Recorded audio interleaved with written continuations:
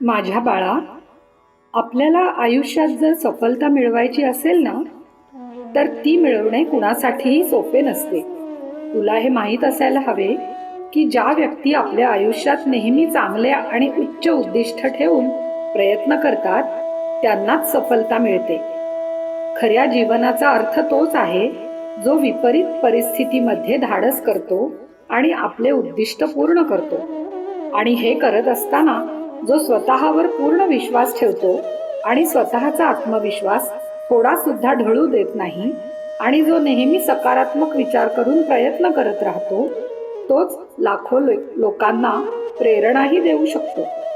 ज्यांनी आपले प्रयत्न कठीण परिस्थितीमध्येही चालू ठेवून नकारात्मक विचारांना दूर ठेवले आणि लोकांच्या वाईट बोलण्याकडे दुर्लक्ष केले, तेच लोक नेहमी आपले उद्दिष्ट सफल करतात.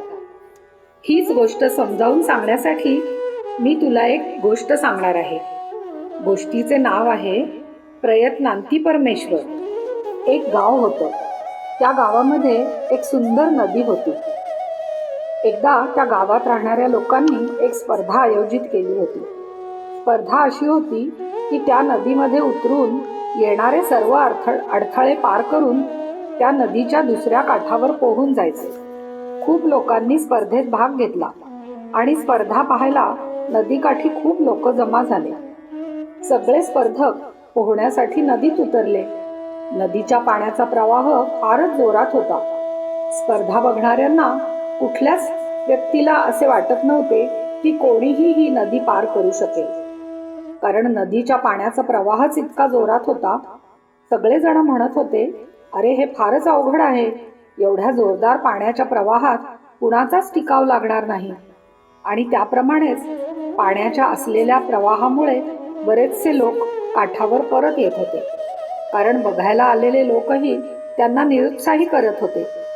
त्यामध्ये असलेला एक माणूस खूप मनापासून प्रयत्न करत होता. तो प्रवाहामध्ये पोहत पोहत पुढे जायचा आणि परत मागे यायचा. असे बरेचदा झाले आणि गर्दीतून आवाजही येत होते, परत ये, तू पलीकडे जाऊ शकणार नाहीस, हे अशक्य आहे. पण तो प्रयत्न करतच राहिला. बाकीचे सगळेजण माघारी परत आले, पण एकाच स्पर्धकाने प्रयत्न करून आपले उद्दिष्ट साध्य केले आणि तो दुसऱ्या किनाऱ्यावर जाऊन पोहोचला सुद्धा. हे बघून त्याला सगळेजण विचारू लागले की हे तू कसे काय साध्य केलेस? तुझ्यात एवढी शक्ती कुठून आली? तो काही उत्तर देणार तेवढ्यात मागून आवाज आला, अरे हा माणूस बहिरा आहे, त्याला ऐकू येत नाही. या गोष्टीचे तात्पर्य काय? जर तुम्हाला एखादे उद्दिष्ट साध्य करायचे असेल तर तुम्ही नकारात्मक बोलणाऱ्या, निरुत्साही करणाऱ्या लोकांकडे दुर्लक्ष केले पाहिजे. त्यांचे बोलणे ऐकून न ऐकल्यासारखे केले पाहिजे. म्हणजेच तुम्हाला तुमचे ध्येय गाठणे सोपे होईल.